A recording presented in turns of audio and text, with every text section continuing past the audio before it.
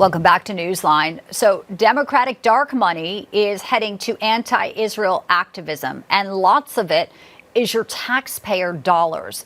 Washington Examiner report says a massive $81 million of taxpayer-backed grant money was funneled into these anti-Israel movements, and thanks to influential liberal dark money. They say the Tide Center, which funds these terrorist activism groups, has the backing of leftist mega donors like George Soros.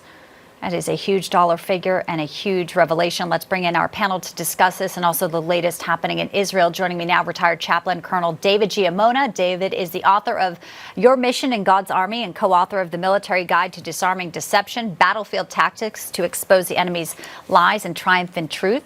David, Merry Christmas. And Merry we Christmas. have retired Lieutenant Tony Schaefer, Colonel Schaefer. Tony's the president of the Project Sentinel. Thank you so much for being with us today. Hey, Bianca. Merry Christmas. Let's tackle, thank you. So let's tackle this dark money. I mean, when you hear that $81 million flowed to the Tide Center, subcontract, subgrant, 2006 to 2023, that's how long this has been happening here. And it's taxpayer dollars, Tony. How do we combat this? And how should this administration be working against this if they wanted to? Well, this is something that the left has mastered. They find a way to create nonprofits, 501c3s, and then those nonprofits then apply for government grants and DHS, Homeland Security. I mean, there's a range of federal organizations. The federal government is very well funded, and they hijack that money that should be going to actually good charities. Remember, 501c3s are public charities, Bianca, and these things are literally used to upend and undermine the very fabric of our culture.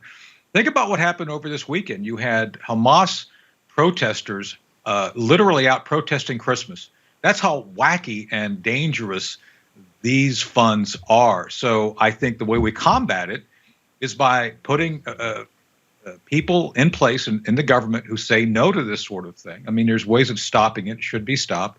And frankly, the side of sanity, I'm not even going to say it's conservatives. I think it's any American who's against woke politics or funding Hamas's protests needs to step up and do what they can to organize organizations that counter this very vile message. It is vile. And as we sit here today, we know it's Christmas and it's the birth of Jesus. And, you know, Colonel, your books are about, you know, exposing the enemy's lies. And I think what we've exposed or learned, you know, sadly, as Tony is just alluding to, is how much we don't know about some of the money and where it's going to. These no American would support these causes here. Yet here we are today, and millions are going to exactly that. No, that's exactly right. And Bianca, thanks for mentioning our book, Your Mission in God's Army. We talk about what our assignment is. And our assignment in the United States of America is to combat these things. It's no secret that these things are out, and they're using our universities, by the way. They're funneling this money. That's why we see all these things going on in our schools.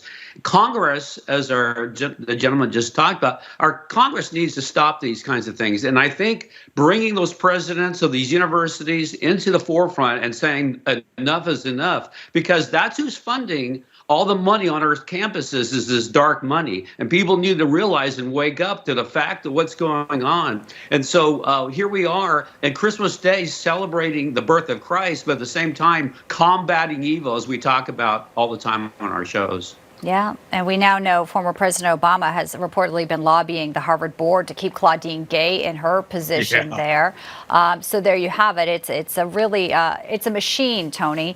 And we want to give Americans hope, though, as they are in the Christmas spirit today. We don't want to be all doom and gloom.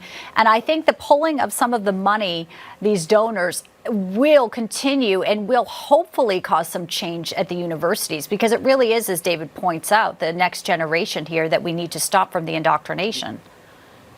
Absolutely. I think many of these large donors, I mean, we're talking about millions of dollars, are very devout members of any number of religious groups which are anti-violence, anti-terror. Many of these are Jewish donors who don't appreciate the money that they've given being used against the Jewish state and the Jewish people and the religion. So I think there's going to be a reckoning. I think it's long overdue. And I think most parents would be appalled that they think that their kids would be sent off to be essentially indoctrinated. There's power in our side. We have to harness that power properly, refocus it, and jump into this. I think we've been far too passive. We are far too trusting as folks who actually have faith in God, and I think we have to take a more active role in countering these messages. Very well said. As a chaplain, Colonel Giammona, I'd like to shift a little bit and talk about the faith and the hope you have for the holiday season. It is heartbreaking when we read the news of today where 5 Israeli hostages were killed in Hamas captivity. Their bodies were found by the IDF. This is an awful Christmas. It's canceled in Bethlehem, as you know. And what is your message as we look towards the war, which is still happening there, and just the heartache in the world, sir? Yeah, there's going to be heartache in the world. Evil is present. And, the message of Christmas, the central figure is Jesus Christ, who brought hope. There are a lot of people watching our show today that are lonely. They're not with family. They're afraid. And so I would offer this message that Jesus is the real reason for the season. Gifts are great. Family is great. But having that relationship with him, that's the number one thing for my life, for my family, and I'm sure for many of the viewers here. But there could be lonely people out there watching right now that Christmas is a dark time for them, just like this hostages and what's going on in Gaza. The message that I want to share is hope, and that God has an assignment for everybody watching here. There's hope for you, and that's the wonderful reason for the season today for Christmas. Very well said. Yes, and we hope some people, if they haven't accepted Christ, will hear that today, maybe come to that, and the faith will get them through. Thank you so much, gentlemen. I hope you have a blessed day with your family, and really appreciate you carving out some time for us here. David, Tony, Merry Christmas to you both. Merry Christmas. Thank you. Thank you so much. Well, you just heard it. The reason for the season is Jesus. It's not just